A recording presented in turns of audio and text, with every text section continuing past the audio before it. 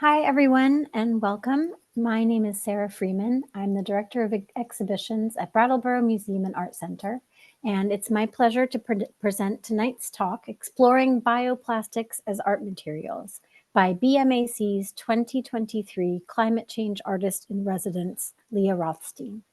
This event is presented in connection with BMAC's Climate Change Artist Residency Program, created in 2022 in response to the ongoing climate crisis. The museum started this artist residency program to support artists seeking time and resources to engage with the profound questions and challenges presented by climate change. We were thrilled to have Lia as our 2023 artist in residence. In 2024, we're changing course slightly and focusing our support on a couple of exhibits that are addressing climate change. So please keep your eyes peeled for more information about that. I'll do a little bit of housekeeping and then we can get to the main event. If you're joining us on Zoom or Facebook Live, you're welcome to ask questions at any time, and we'll save time at the end of the talk for questions. To submit a question or comment, if you're here via Zoom, please use the Q&A button on your screen. If you're watching on Facebook Live, you can type your questions or comments there, and we'll keep an eye on that as well.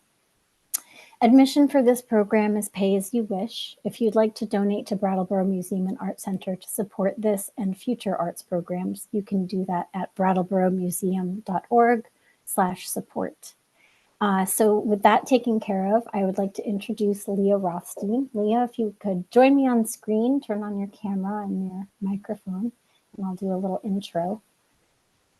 Welcome. Hello. In 2012, Lia Rothstein was an artist in residence at the Baer Art Center in Hofsos, Iceland.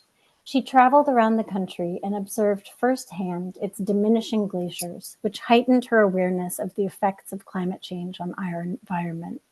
Rothstein's search for biodegradable materials with sculptural potential led her to experiment with bioplastics.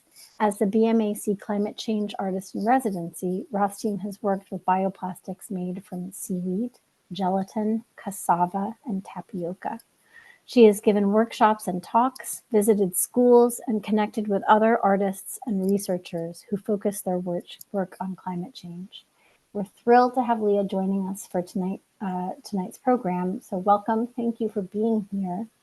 I'm going to, in a minute, drop into the chat for people to see a reading list that Lia has provided for us of resources and things that she has been reading and looking at during her residency. So I will remember to do that. I'm saying that now so that I will remember to do it. So I'm going to just hand it right over to you, Lia. Thank you for being here. Great. Thank you so much, Sarah, for your introduction and also for the year here of being the Climate Change Artist in Residence. I'm very honored.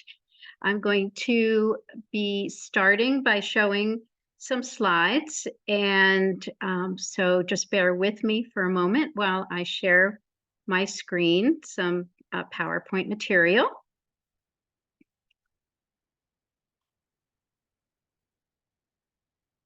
So the title of my presentation is Explorations with Biodegradable Art Materials, Ephemerality in Art and Climate Change.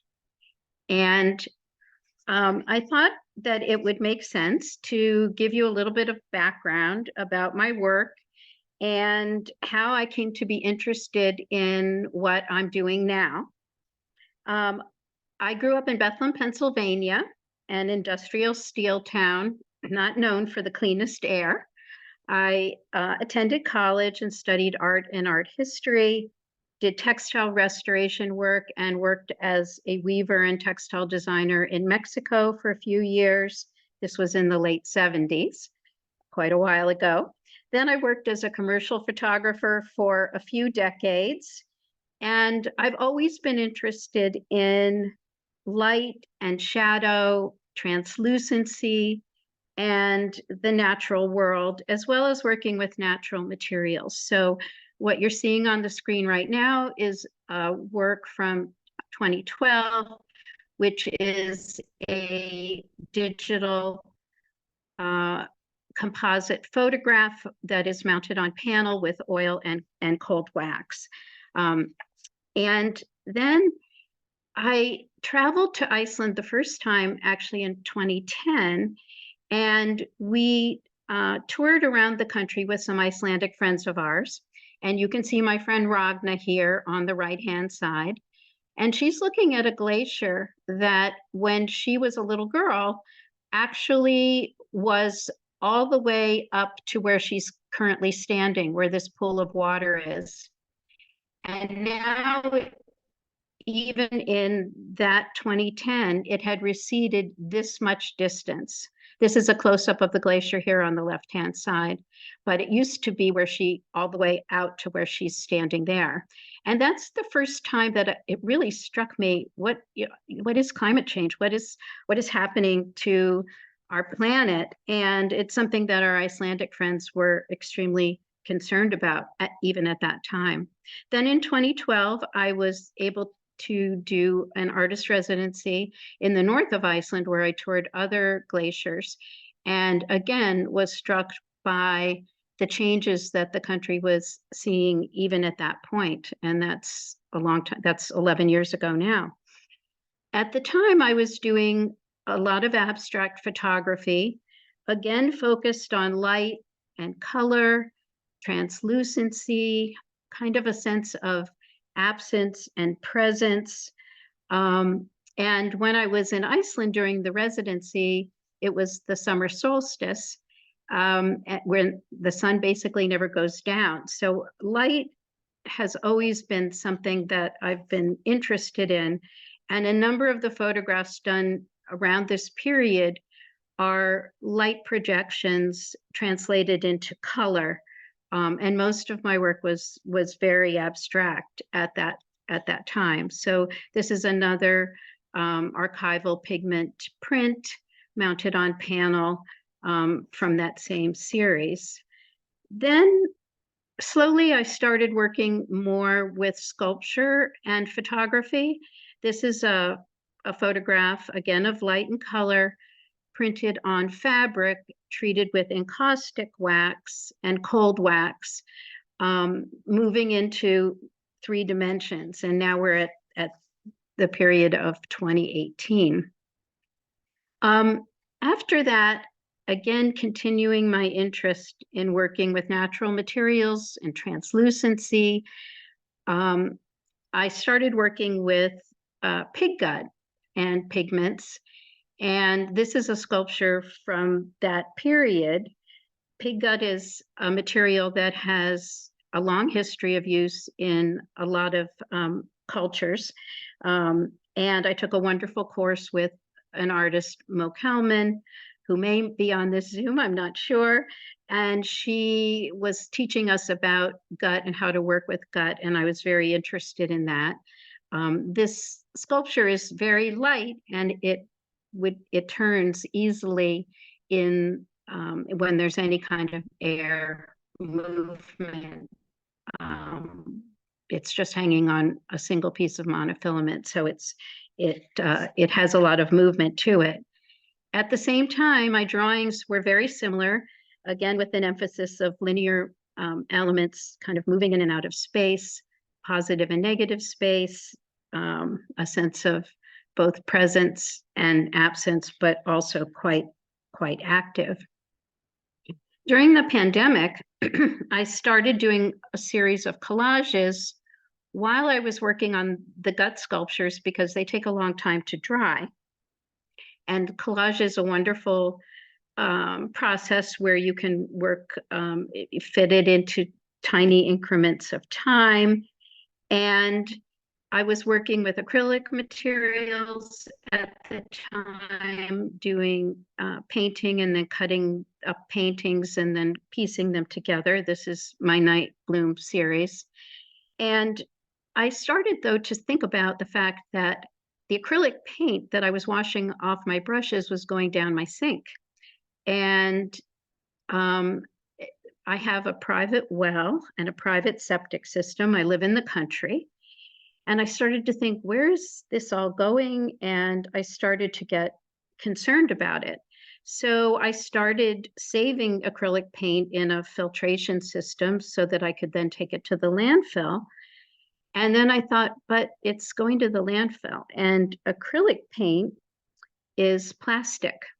It comes from fossil fuels, and I started doing more and more research about it and getting more and more concerned. In addition to the acrylic paint I was using, gesso is also a synthetic product, as are many glues that are used for collage work. And I started reading up about what is actually in these materials that I'm using, something that I have to say I had not thought about that much prior to this point. Here's another collage from that period, again showing interest in translucency and texture and composition. So I started doing a lot of reading, and some of the books that I read are on the reading list that Sarah mentioned. I think that a lot of artists may not think of or be aware that plastics come from fossil fuels, petroleum, natural gas, and coal, and that the plastics are a major contributor of climate change. The production of plastics, the way that they're disposed of, the way they're utilized, all contribute to various aspects of climate change and microplastic pollution. Unfortunately, only 6 to 8% of plastics, depending on the country, are actually recycled. The rest are incinerated or burned, but either way, they eventually leak into our environment. Incineration of plastics releases many pollutants into the air, which unfortunately disproportionately affect what are often lower income communities that live near the facilities. And plastics that are buried eventually break down into our particles that leach into groundwater and eventually into oceans. And the more I thought about this, the more upset and concerned I became. So here's a diagram that shows, and we don't need to go through this whole diagram, how plastics get into our environment, what the breakdown is. But basically, the production of plastics, and you can see this little factory up here, the production of plastic itself leaches things into the atmosphere, which is then carried by seabirds, and that can also then, of course, filter down into the ocean. But things that we take to the dump, or things that go down into our septic systems or into wastewater treatment, also eventually are leaching out into the ocean, and they eventually become what are called macroplastics, then microplastics, and then nanoparticles, which are collected. Some of them float, some plastics float, others don't. They sink down into the sedimentary area of the ocean. And what happens is that fish eat them. You've probably all read about this. Fish eat them, plankton eat them, and we eat them. So we're all connected, and it's actually estimated that the weight of plastic by the year 2050 will exceed the weight of fish in all the ocean, which is just a staggering statistic. So microplastics are basically tiny particles that are not really necessarily visible in water. Some of them sink and some of them float. Something that was really eye-opening to me was that a lot of plastic pollution comes from what are called microfibers, which are things that just wash off our clothing when we do a laundry in the washing machine. And unfortunately, the filters that are on wastewater treatment plants do not catch the microfibers. So if you have synthetic clothing or polar fleece, things like that, what sloughs off of that just in the process of washing your clothes also gets into the ocean.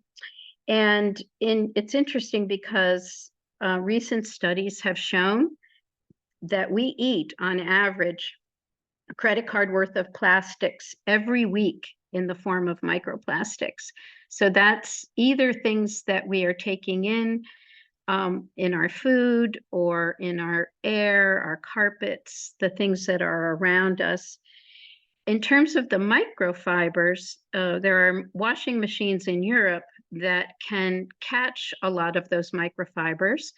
But as far as I know, there aren't machines available in the States as yet, although I heard that Samsung is planning to roll one out next year. Okay, so this was something that was really staggering to me, that particles of paint account for more than half of all the microplastics that end up in the world's oceans and waterways, according to Forbes magazine. And of course, that sounds incredibly alarming, and it is. It's not from artist paint, although that does account for a small percentage. It's mostly from commercial painting ventures, from shipping industry, and other kinds of paints. But artists' paints do have a small percentage. There was for those of you who are familiar with Jackson's Art Supply in London, which has an excellent website for artists, they do a deeper dive into how artists' paints contribute to microplastic pollution. And it's a very good article up to a point, although it still doesn't really tackle what happens if you do filter your water, if you're a painter, and you do collect the microplastics that are in your acrylic paint. It doesn't really address what happens when that all goes to the landfill. So this sounds all very discouraging and alarming, I know, but I've always loved this quote, and I'll just read it out loud. It's a little cumbersome, but I love it. I'm only one, but I am one. I cannot do everything, but I can do something. And because I cannot do everything, I will not refuse to do the something that I can do. I could never say that 3 times fast. But I decided that the one thing I could do was to stop using plastic-based materials in my work as much as possible, and to explore bioplastics, which at that point I'd really only heard about in things like shopping bags and compostable bags from the grocery store. So what is a bioplastic? A bioplastic is just a plastic-like material that's derived from a renewable biomass source, like a plant or an animal. And examples are all kinds of starches, wood chips, gelatin, or lactose-based products. And yes, milk can be used to make a bioplastic. Some bioplastics are biodegradable under the right conditions, but not all of them are. So what I'm going to do right now is to stop the share for a second. And I hope that you can see me. What I'm going to do is we're going to do a little experiment. I'm going to take a jar of water. This is just plain water. I hope you can see it as I hold it up. And I'm going to take a bioplastic that I made, and you can see it here, I hope. It has little holes in it. And I'm going to put this bioplastic, which is very strong, very light, very strong, very flexible. I can bend it, I can turn it around, and I'm going to put it in this water. And then we're going to check this water at the end of my presentation and see what's happened to it. So I'm going to put it right in the water. There it goes. And I'm going to stick in a few pieces, actually, including a colored one that was colored with a pigment that I put in it. So there it is. Okay, I'm going to come back on with my slides.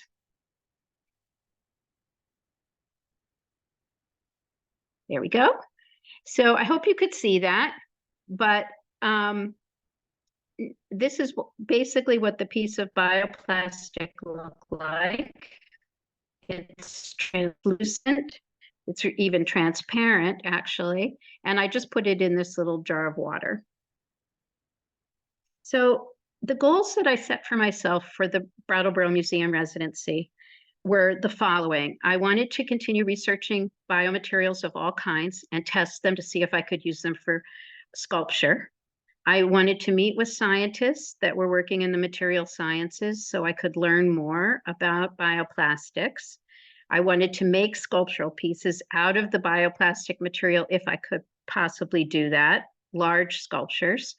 I wanted to create work without any fossil fuel involvement, including glues and all fasteners, and work with materials that were sustainable and environmentally as responsible as possible. I wanted to think more about making work that might be ephemeral compared to lasting forever, and think more about the role of artists in how they communicate their ideas and evoke emotions and maybe a call to action. I wanted to talk to other artists about materials that they use in their own practice to increase awareness of potential environmental effects, talk about safer disposal practices, recycling, and maybe to encourage exploration of other options that might achieve the same aesthetic goals.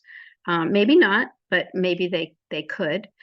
I wanted to encourage art manufacturers to use less plastic in their packaging and production, and to read as much as I possibly could about climate change, the role of plastics, and initiatives that would address plastic pollution. I was already working with bioplastic materials when I wrote my proposal for the Brattleboro Museum residency, but I really wanted to do a deep dive during that period of this past year. And I'm very grateful that I had the opportunity to do that. Very grateful to the museum for that. So I started researching as much as I could about bioplastics. And I never took a chemistry class. I have limited science knowledge, but I researched online as much as I could to try to figure out what are potential bioplastic materials, where would I find them, how could I experiment with them. And I got Petri dishes and started just looking up formulas on the internet of various things. I love exploring and experimenting, as anyone who knows me knows. And I tried a lot of different materials. I tried sweet potato, I tried arrowroot, tapioca, cassava, gelatin, various methyl celluloses, seaweeds, and chitin. And that's spelled Chitin. And chitin is the second most abundant polymer found in nature. It's what gives strength to the exoskeletons of shellfish like shrimp and crabs and also insects. It's also found in mushrooms. And chitin and cellulose are the two most common polymers that exist. I tried a lot of different formulas. A lot of things did not work. Some things completely stuck to these Petri dishes. I couldn't get them out after I made them. But some things did work. And you can see two examples here. This is the chitin, chitosan, it's called when it's actually made into a liquid form. And as you can see, these are translucent, even transparent in the case of some of the things in these Petri dishes. And that really excited me because I love working with things that transmit light. But other things did not work. Some things got moldy, some things shrank. The thing about working with biomaterials is that they change with the environment. And if it's humid or very damp, they may act in unpredictable ways. They tend to be hydrophobic or hydrophilic, depending on which bioplastic they are. So hydrophobic means that they are not attracted to water, and hydrophilic means that they are responsive to water. So I'll show you some examples of some complete failures in a minute. And the other thing is that when they dry or cure, they may shrink a lot, and also in unexpected ways. So I started taking detailed notes about everything I did and documented things that worked, things that didn't work. And I just was so excited about it that I could not wait to get out into the studio the next day to see what happened overnight with things that I'd made, how they might have changed, whether they were successful or not. I just could not wait to get out into the studio the next morning. So I started coloring the, this is chitosan in this example, using a variety of different materials. And I had a lot of success coloring it with some inks, but unfortunate, and I love the inks from this company, but they would not tell me what was in the inks. And so I wasn't sure whether there were actually acrylics in them in some component.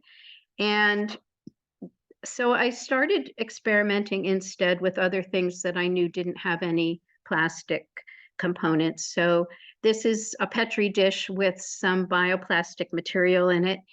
And as you can see, this was a reddish kind of sumi ink that I was using. And it did not mix with the biomaterials. Some things do mix and some things don't. But in this case, I thought it created an interesting pattern because it didn't mix, actually. And here's another example of a piece of bioplastic. This bioplastic is this circular form with some sumi ink. And when it dried in this pattern, which also created then shadows on the wall that I thought were very interesting and something that I wanted to explore more. After that, I started casting forms in different ways. And this is, again, chitosan from the exoskeleton of crabs in this case, and creating organic forms, combining different forms together. And I, again, was very interested in the linear elements and also the translucency, the way that the material would take or not take color. And I started really testing how rigid the forms could be, how strong, what weight they would support, and a lot of things that a sculptor needs to think about if you're going to start creating anything that you're going to be showing in a gallery or a museum or exhibiting in any way. Somehow, Harper's Bazaar Korea found out about the work I was doing, and they decided to feature my work in their publication in April of this past year. And that really surprised me. They found me on Instagram, but they were very interested in the work I was doing. Again, this is also chitosan again. And they ran this photograph of me handling a bioplastic. This particular one is made with arrowroot.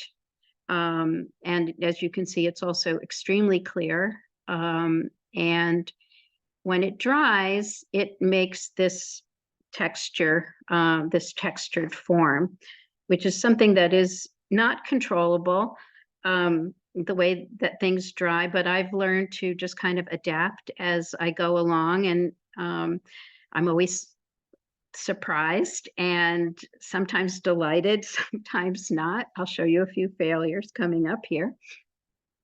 Then after that, I started putting bioplastic material on other natural fibers, in this case, silk and cotton, and seeing how the forms would maintain their integrity if I just impregnated the fabric with the bioplastic material, and would it create a rigid structure? And to my delight, it did, with both silk and cotton, which are the two fibers that I've experimented with the most at this point. I have a whole series that I'm working on called Sea Change. And this is a sculpture that is a good size. This is about 28 inches tall. And it has held its shape for about 10 months now. So I'm very excited about that. It is suspended from the ceiling here in my studio, and it moves very gently in any kind of air movement. And there's a little video on my website if you want to see what it looks like moving in space. But it has completely held its shape and not changed a whit since I made it, which I was very happy about that. So I was interested in working with a lot of blue pigment because I was thinking a lot about the ocean and thinking a lot about water. And the challenge with blue is that a lot of the pigment comes from sources that often involve various chemical processes. And I mixed some of the blue that I had, pigment that I had obtained from a company. And because the chitosan has acetic acid in it to break down the crustacean shells, I ended up creating sulfuric gas in my studio. That was a disaster. And I knew right away when I mixed it that there was a very strong smell. And I immediately got rid of the material and opened all the windows and put my ventilation fan on. But that made me really leery about using certain pigments with these materials. Again, I'm not a chemist, so I really didn't anticipate that this might happen. And I became a lot more cautious about the pigments that I used after this point. I decided that it would be safer if I could extract color from plants. And because there would be no chemical additives, and I wanted to see if plant-based dyes would actually work with the biomaterials. So I did some reading about how to make your own inks. And in this case, I am boiling up some what's called butterfly pea flower, which is also used as a tea and a food colorant. And I just boiled up the flowers with some cheesecloth right here. And I could not believe how beautiful the color was. I just thought, wow, okay, maybe this is the direction that I want to pursue. I did tests with a number of different flowers. I used, this is Coreopsis flower extract. I used hollyhock, and I used the butterfly pea flower. And I did tests on paper to see how light fast these would be. And I discovered that they weren't very light fast on paper. I could coat them with something to make them more light fast. I could spray them with a UV protective spray or do something else, but they did tend to fade when exposed to sunlight. I did some light sensitivity testing with them. But I was very delighted to discover that when I combined them with the bioplastic materials I was using, they did not fade. The color stayed. And in this case, this is a piece of bioplastic with both the Coreopsis and the hollyhock. And you can see that one of them mixed fairly well. The Coreopsis mixed fairly well with the biomaterial, but the hollyhock really didn't. But I really liked the effect of that. And this piece has not faded one bit since I made it, again, about 7 or 8 months ago. So I was very happy to see that. This is another sculpture in my Sea Change series, and this is again made with the chitosan material, colored with the butterfly pea flower. And because the chitosan has the acid component in it, the acetic acid, it changed the color to this beautiful green. I think it's a beautiful green. I was so excited when this happened. And I plan on doing some really large pieces in this vein in the future. Here's another view of the sculpture. Here's a piece that I did that is silk with white sumi ink on it, cast into a form. And sumi inks and other inks like that seem to work really well with the bioplastic material.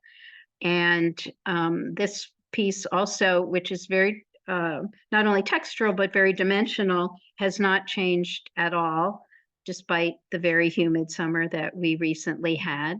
So I've been very pleased about that.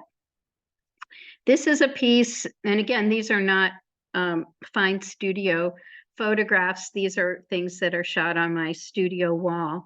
This sculpture is made from seaweed that is dyed with both the hollyhock and the coreopsis extracts.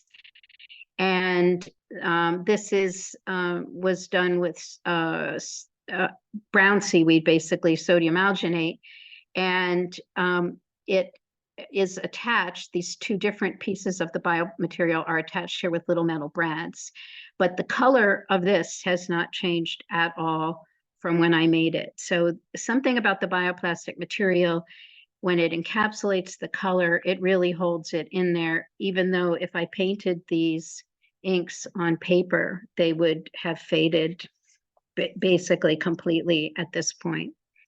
So I wanted to show some of the ways that things really change when you work with the bioplastic materials, or at least they have for me. And this is a piece of silk with the chitosan bioplastic over it. And if you look at the color here, you can see this is the coreopsis and the hollyhock again. I'm going to play this little video, and you can see how it has changed as the material dried. You have to look really closely to see it, and it's a very short little clip. So this is what it looked like before, when it was still wet on the material. Still before, and there's the after. So you can see that what happened was that it started out being this kind of magenta color with this yellow, and ended up being this deep blue with a golder tone. And the bioplastic material shrinks when it dries, so it puckered the fabric, an effect that I really like, working on some big pieces using that idea right now. Here's another piece that is a cast piece of the chitosan, and then this stringy bit is a seaweed bioplastic. When I first made this piece, this back grid area was completely flat to the wall.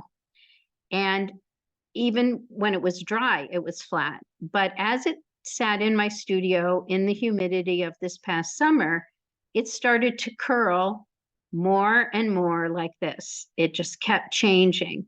And yes, I could have pinned it to the wall to prevent that from, to some extent, except the minute I took the pins out, it would have done this again. We had a very wet, humid summer here in New Hampshire, and it kept changing till it completely involuted on itself and closed up into this form. And the seaweed bits of bioplastic drooped further and further. And that's just something that I've learned with these experiments, to embrace and accept and work with whatever changes happen, because I can't control them. And I actually find that really exciting that I can't exactly control what's happening. at first I was a bit frustrated about that, but more and more I've come to appreciate that they have a life of their own, and I can't control everything that happens with them. Here's another example. This is a piece that I made with the seaweed bioplastic. And I was very excited when I first made this that I could weave the pieces together like a fiber and create kind of a randomly woven structure. And it had a lot of dimension, as you can tell here from the shadow that was cast in the sunlight. And you can see it sticking out on the wall here. However, right now it's completely flat.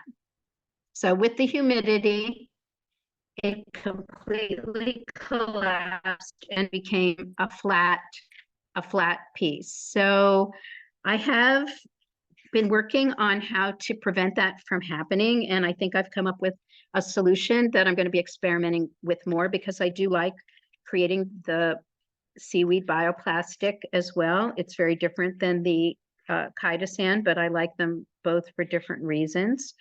And so I'm working on a strategy for how to coat the seaweed material so that I might be able to keep it rigid and not as responsive to humidity in my studio. So this is just a shot of my studio wall, which you can see behind me. I have lots of experiments, and I test them over a long time, because if I'm going to create an installation piece, for example, for a show, I want to make sure that it's going to do what I think it's going to do for a long term. So I test things over a long period of time and over multiple seasons before I would ever consider putting something in a gallery show of some kind. And I learn something every day about these materials, and I'm going to enjoy continuing experimenting with them. So what did I discover about bioplastics? I discovered that they can be used as a wonderful adhesive with some materials, instead of using matte medium, which is a plastic, or other acrylic-based materials. Some of the bioplastics work beautifully as a glue. They also work as a fabric stiffener, especially if I use natural fibers as underneath the bioplastic material. They can be a sculptural material themselves. They're biodegradable. They are ephemeral and transformable and can be reused. So I'm really attracted to that idea that they can perhaps morph into something else further down the line. But I'm still in the beginning of my experimental stage, I would say, and I still have a lot to learn about them. I love this quote of Seamus Heaney, one of my favorite poets, which says that hope is not optimism, which expects things to turn out well, but something rooted in the conviction that there is good worth working for. And I did a lot of reading about climate change and got, very upset about things I was reading about plastics in the environment. But I just felt like, as an artist, I could try to work for something good, and that maybe that good would be worthwhile in the end. There's a lot to be hopeful about, I think, in the face of climate change. I'll just talk about a couple things I'm very hopeful about. A lot of young people list climate change as their top concern, along with gun violence. And a lot of them are very active in movements to look for alternatives to plastic materials, particularly single-use materials. There's a wonderful film that's on my reading list called Microplastic Madness, which is a film from 2019 with fifth graders who did a lot of studies about plastics in their own environment and were really able to turn their school around in the amount of trash that they generated, and also affect other school systems in New York State. There's a wonderful book Rebecca Solnit wrote called It's Not Too Late, which every chapter has a hopeful project in it that is seeking to address some aspect of climate change. Companies like IKEA are now using mycelium from mushroom in their packaging instead of bubble wrap or styrofoam, things like that. There's a researcher in Barbados that is figuring out a way to use seaweed to create biofuels, because you can imagine that importing fuel to an island like that is extremely expensive, and they're working on being able to power a lot of things on the island with this biofuel from its sargassum seaweed. Things like there was just the Earthshot Prize that Prince William and Kate gave out in Britain, and the company that won one of the awards was called Notpla, and they are making edible pods for takeout food that, for example, if you get ketchup or you get some kind of condiment, you can just basically eat the pod. They have a lot of other packaging products that are wonderful as well. And I think there might be a couple scientists actually on this Zoom who are working on incredibly innovative ways of using biomaterials in biomedical and other applications. So those are a lot of things that I'm hopeful about. And of course, we have a lot to do with regarding climate change, and it's a lot. It's quite late, but there are a lot of people all around the world working on the problem. So I do continue to be hopeful. Andy Goldsworthy, the British sculptor, is a favorite of mine, and he said this quote: "I love creating temporary art that will eventually be reclaimed by nature." And as I was working on these bioplastic sculptures, I've really done a lot of thinking about how I'm not as interested anymore in just making something that might be interesting or pretty or hang on a gallery wall or go to a collector, but I'm interested in sparking conversation around materials that maybe aren't designed to live forever. And here you can see Andy Goldsworthy's sculpture of leaves of gradually undulating color. And I'm really interested in that idea of ephemerality in art as well. So I thank you for your attention, and I now want to stop sharing my screen and show you what happened to the piece of bioplastic that I put in the water jar. I hope you can see that it is completely dissolved. There are little bits floating around in here because I put about 4 pieces in this little bit of water, and it's only been however many minutes it's been, 30 minutes. But you can see that it's completely disintegrated.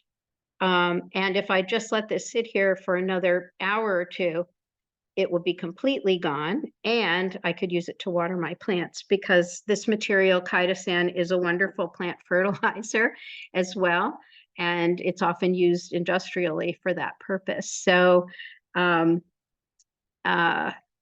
that is my science experiment about what can happen with bioplastic materials. So that's what I wanted to show you.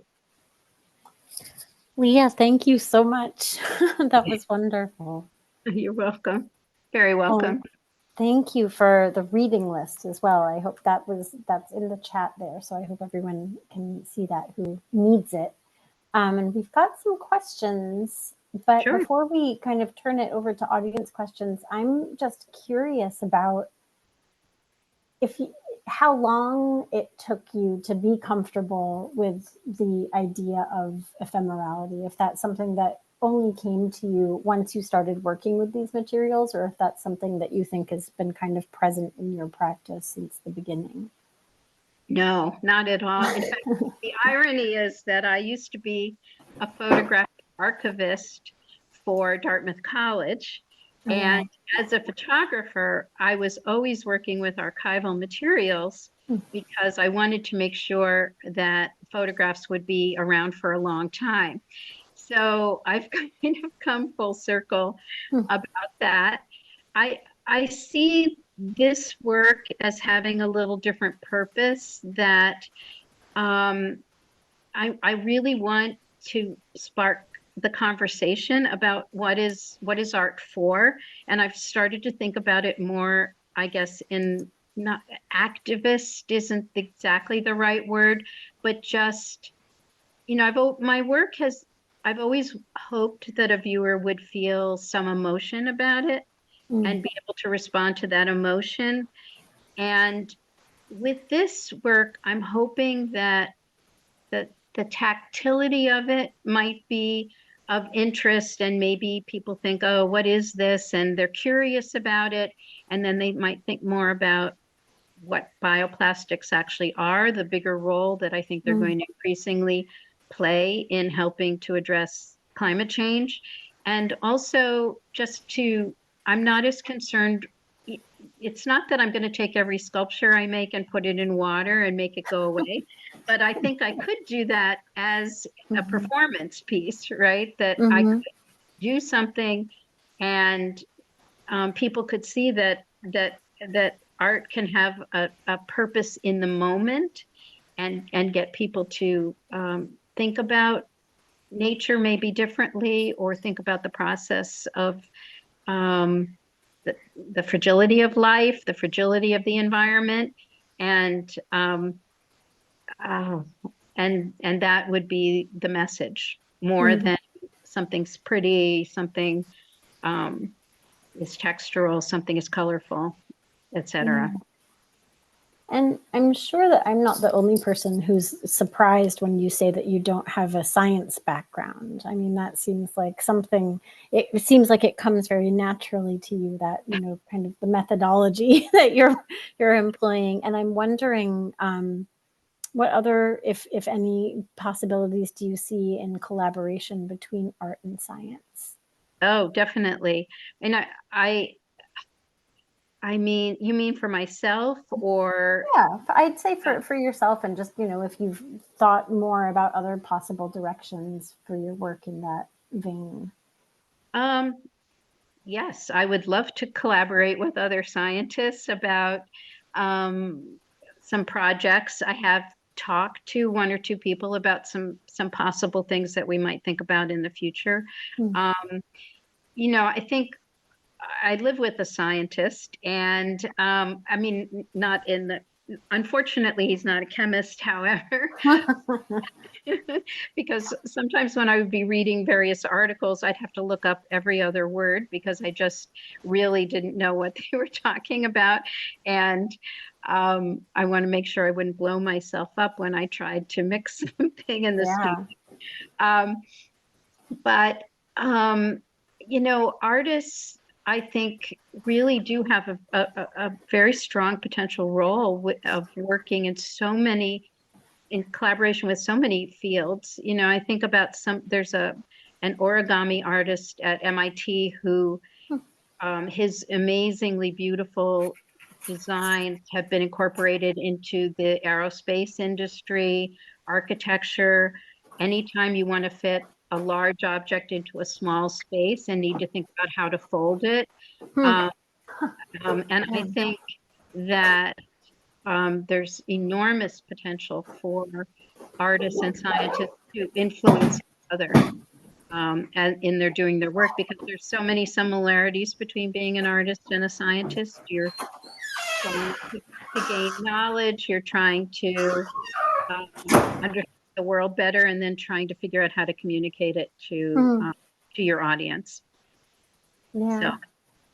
I see And a lot. how, I mean, you're like, the documentation of your process seems really thorough, and like such a big part of the whole practice itself.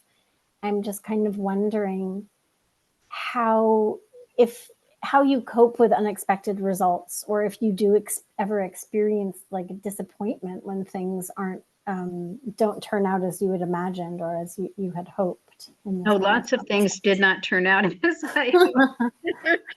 lots of things, I sometimes, and the process of working with these materials sometimes can be very slow because things can take a week to dry, for example.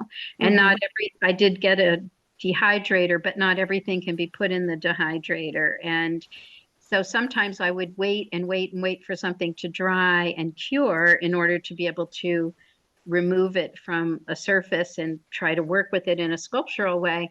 And it would get moldy, or, Oh, even if I used distilled water and, tried to keep everything as pure as possible, it's just the nature of the material. There, sure. there are no textbooks out there for how to do what I've been trying to do. So I just, there were lots of failures that did not work out as I had anticipated, and lots of things I just couldn't predict whether they would work for sculpture. Because if you're Yeah, making sculpture, you want it to have some kind of form. You have to see if it will hold its own weight without sagging. yeah. Is it going to collapse in the humidity? And until you've gone through a calendar year in New England, or, Sure. the materials may be completely different if you're in Arizona than in the mountains of New Hampshire. So there are a lot Yeah. of variables, and I love exploring and trying things and experimenting. So there were times I was very disappointed, but I also it just spurred me on to try to find something that I really did love working with. And I did Mm, find materials that were successful and did what I hoped they would do, and that I'm going to yeah. continue to work with. And others just won't work for this purpose, or at least I haven't figured out how to make them work for this purpose. So we have a question here from Hillary who asks, could you speak a bit about how you are creating the forms of the bioplastic you are working with? And so I guess that, you talked a little bit about casting, Hmm. and if, I guess it's more of that kind of more information about how that works. Yep. Sometimes, well, it really varies by which bioplastic it is. But sometimes I would just cast it on. I would make something, um, either it was parchment, or it was silicone, or it was something that I coated with grease so that it wouldn't stick, or just any of those possible. It really depends on the piece. Uh, I'm just looking around the Yeah, studio. sure. I have things hanging all over, remembering what I did. I wound the material once I could get it to a dry enough state that I would put it over a form of some kind. Um, in the beginning, it was really tricky to think about how would I combine different pieces in together without using plastic brads, Yeah. or things, glues that were derived from fossil fuel, or things like that. So in the end, the most successful thing so far for me has been either to use the material itself as an adhesive, or to use little bits of metal that I formed somehow, that I know that even if I did biodegrade the sculpture, say, for some Mm, purpose, those little metal bits, I could reuse them for something else. And sure. and that's also true with the things that have fabric, that I could reuse the fabric as well, because the Mm. biomaterial would dissolve or degrade, and then I could continue to use the fabric for some other purpose. And kind of along that same vein, we have a question here from Mo Kelman who asks, have you experimented with combining bioplastic skins with skeletal structures to aid in the stability of the sculptural forms? Yes. Perhaps skeletal structures made of wood or bamboo, for example. I haven't yet. I know Mo. Mo is a fantastic sculptor, and the person that I took a workshop with when I did the gut sculptures. Um, so I haven't yet, is the answer. I did try using some of the bioplastic materials on metal, and that didn't work at all because the metal rusted. because of the acidity in some cases, or just because the biomaterial was still wet and it didn't work. But what she's suggesting, which is to create a structure of something natural like wood or bamboo. And I'm looking at a gut sculpture that I did in her class right now, which has a wood skeleton and then a skin of gut over it. And that is something that I'm planning to work on in the future. Yeah. So I know I've, asked you this question when we've talked separately, but I think it's really interesting just to know a little bit more about the time that's involved in working with these materials, because like you said, you have to do things kind of in stages, right? You can't just be zipping along with one piece. And I'm just curious, think folks would be interested to hear kind of roughly what sort of time frame these things are created in. Well, it really varies. So, for example, the seaweed biomaterial that I showed, there's really no way to heat that up to speed the drying. It's very goopy. It takes a long time to dry, and it could take a week or 2 weeks for something to dry just naturally, depending on how dry the air is and how hot the temperature is, and so on.